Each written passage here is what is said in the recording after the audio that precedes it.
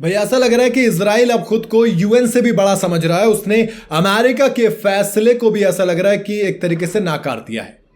Lebanon से peace keeping force ही हटाने के लिए ऑर्डर दे दिया उसने। तो भाई इजराइल के पीएम यानी कि बेंजामिन नेतन्याहू ने लेबनान में मौजूद यूनाइटेड नेशन की इंटर्म फोर्सेस यानी कि जो लेबनान के अंदर है यूनिफिल जिसे कहा जाता है, पीस कीपर्स, उन पर जानबूझकर हमला करने के आरोपों को नाकार दिया है, अटैक कर दिया था।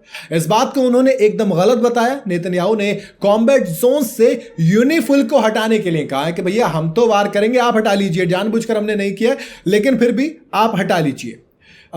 एक मीडिया एजेंसी के मुताबिक उन्होंने कहा कि हिजबुल्लाह लड़ाकों पर स्ट्राइक के दौरान मिलिट्री ने यूनिफिल को नुकसान न पहुंचाने की हर कोशिश की। आगे जोड़ा गया कि यूनिफिल की सिक्योरिटी की गारंटी देने का सबसे बेहतर तरीका यह होगा कि उसे इजराइल के कहे मुताबिक नुकसान के रास्ते से कुछ वक्त के लिए हटा लिया जाए। यानी कि उन्होंने कहा कि हम तो सीधे चलेंगे, अगर रास्ते में आएगा तो मार देंगे, आप हटा लीजिए। बाद में यूनिफिल मिशन के स्पोक पर्सन ने ट्विटर पर इसके बारे में एक वीडियो मैसेज भी पोस्ट किया और कहा कि हम रुक रहे हैं, हम लेबनान के दक्षिण में हैं, जैसे कि सिक्योरिटी काउंसिल का मैंडेट है, इसलिए ये जरूरी हो जाता है कि इस एरिया में इंटरनेशनल रोल कर रहे और यूनाइटेड नेशन का झंडा यहां मौजूद रहे। भाई सही बात है।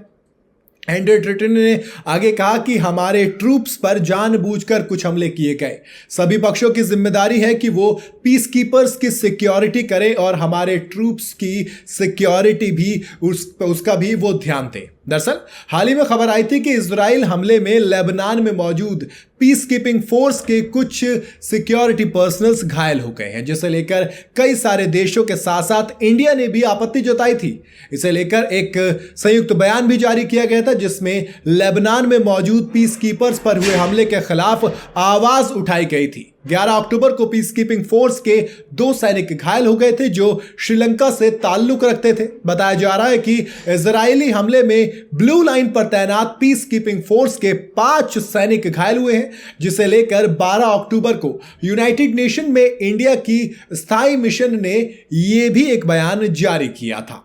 उन्होंने कहा था कि इंडिया यूनिफिल में एक प्रमुख सैन्य योगदान करने वाला देश है और मिलिट्री योगदान देने वाले 34 देशों के बयानों का वो पूरी तरह से सपोर्ट करता है।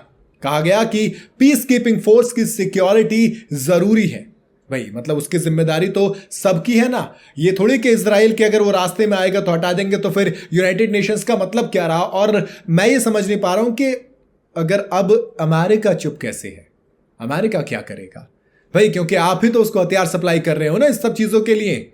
और बड़ी पुरानी कहावत है दोस्त, जब गड्ढा खोदोगे तो एक दिन तो उसमें आप भी गिरोगे ही गिरोगे। और अभी तो ये शुरुआत है, अभी तो आप इजराइल को सपोर्ट कर रहे हो, तो इजराइल आप सामने वाले देश के नाक में दम कर रहा है, लेकिन वो दिन दूर नहीं जब अमेरिका के ही नाक में इजराइल दम करेगा।